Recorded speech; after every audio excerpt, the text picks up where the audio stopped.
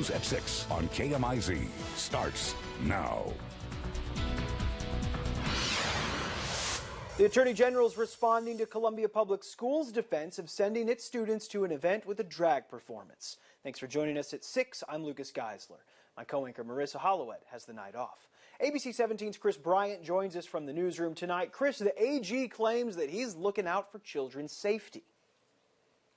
Lucas, Missouri Attorney General Andrew Bailey said in a letter to Brian Yearwood dated January 24th and made public today that the district had no right to expose children to a drag show, and they have betrayed the parents' trust by allowing students to attend the performance.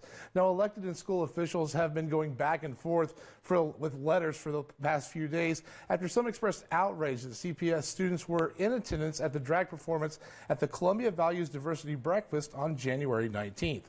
The Attorney General first sent letters to Dr. Yearwood and Columbia Mayor Barbara Buffalo on January 20th, the day following the event. Then Dr. Yearwood responded with a letter to the governor on the 22nd, and now the most recent letter from the Attorney General on the 24th. I reached out to the Attorney General for comment on this recent letter and was told that he would not be doing an interview today, and I was directed to his Twitter feed for his comments. On Twitter, the Attorney General said, "In an effort to protect children, my office fired off another letter to Columbia Public Schools Superintendent Yearwood clarifying why CPS's role in the adult-themed drag show for middle schoolers was so egregious." He would go on to add the adult-themed drag show Endangered Children represented an indoctrination program that runs counter to the educational mission of our schools and deprive parents of an ability to knowingly consent to their children's attendance at this event. Now, yesterday, Bailey spoke to Pete Mundo of the Mundo in the Morning on KCMO Talk Radio in Kansas City and called for the termination or resignation of those at CPS who knew that the drag performance was part of the diversity breakfast.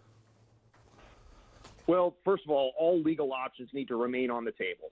In the short term, what needs to happen immediately in order to restore some level of trust between the school and the parents is that those school officials who knew or had an affirmative duty to know and either were willfully negligent or purposely concealed the sexual nature of the drag show from the parents, those school officials need to resign or be terminated immediately.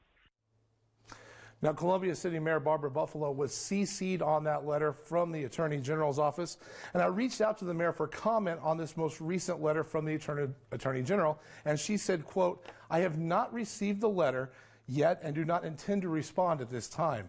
I've also reached out to Michelle Baumstark, the spokesperson for the Columbia Public Schools, and as of this report, I have yet to hear back from her.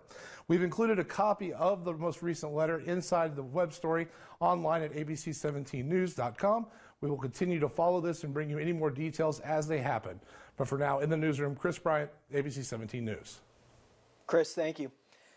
After temperatures